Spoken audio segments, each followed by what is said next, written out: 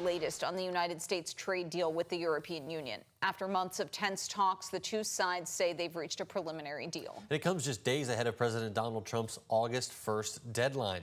ABC's Nicole D'Antonio has the latest on the political impact for American families. Congratulations.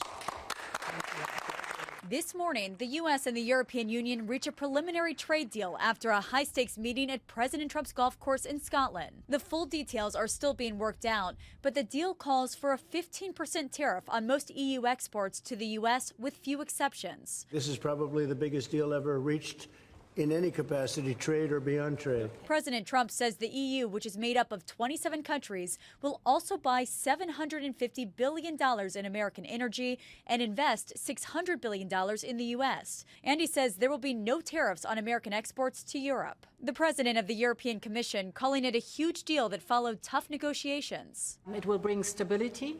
It will bring predictability. That's very important for our businesses on both sides of the Atlantic. Despite the tariffs being much lower than the 30% Trump had previously threatened if no deal was reached by August 1st, experts warn that these tariffs will still increase prices for U.S. companies and consumers. Some worry more countries may not follow through on investing. It is very unclear how also Europe will deliver on these investment plans. Let's not forget the European Commission cannot decide on how individual companies will do their investments. Other analysts add that prices will still rise on popular European products that previously had low or no tariffs, including French perfume, German cars, and the EU's largest export to the U.S., pharmaceuticals. The deal comes as the latest Marquette University Law School poll shows a majority of Americans, 65%, disapprove of the president's handling of tariffs. Nicole D'Antonio, ABC News, Washington.